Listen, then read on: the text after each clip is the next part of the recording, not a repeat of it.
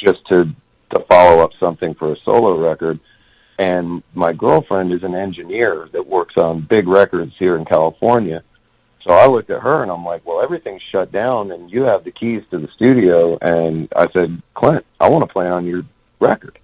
And he's like, absolutely. He goes, I'll send you this track and play on it. Well, I hadn't played in months, and I sat down, and everything was weird. I was like, man, I don't feel comfortable behind the kit. And I played on his track and sent it to him, and he's like, I think I'm going to just do programming. And I'm like, damn. Like, my boy, just basically said it didn't cut it, when he'll tell you all day long he just wanted to do something a little more electronic. But I was like, damn, man, rejected. And so he said, man, you should do a solo record while you're out there. And I'm just like, whatever, I don't play good enough guitar to pull that off. And, he goes, I have all these riffs.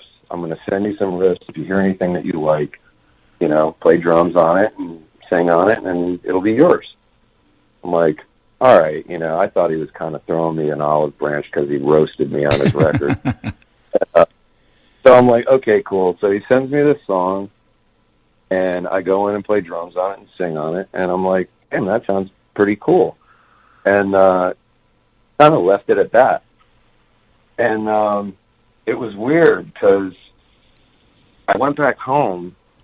My girl had recorded the song, and I went back home, and I told my manager about it, and he's like, well, what are you going to do with it? And I'm like, I don't know, maybe I'll record a few more songs and I'll just like put it out there myself or whatever. And he goes, well, you got to send it to Rise because they have, first rights of refusal on it. And I'm like, oh, they're not going to want it.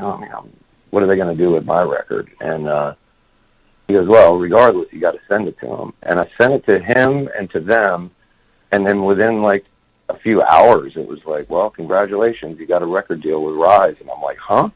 He goes, yeah. So they like wrote up a contract and gave me a budget, and all of a sudden I'm like, Jesus, I got a record deal. I have to do a record now. Nice.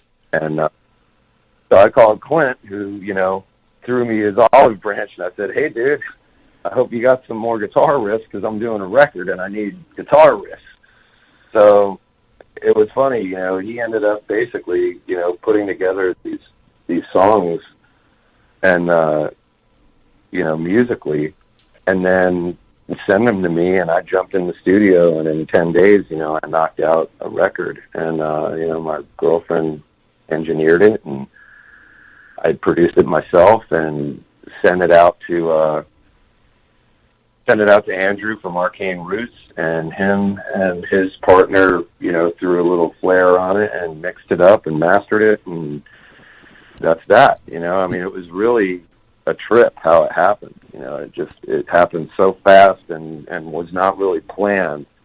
And then, it's done, and it's coming out in November. All right. And it'll be that.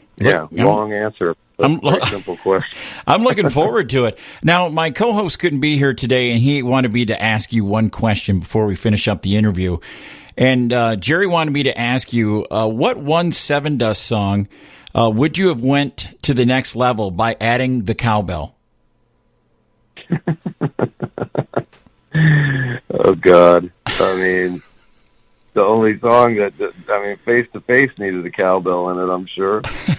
But, yeah, they all need cowbell in them. Exactly. Well, Morgan, we've appreciated your time. I can't wait till Sevendust is back out on the road and we can see you live. And we also let the artist pick a song out of the interview. What from the Sevendust collection would you like us to play? Oh, man. I think something off a new record, Love. Okay, we'll do it. Morgan-Rose, thank you so much for coming on Rock and Metal Revival. Thanks so much, buddy.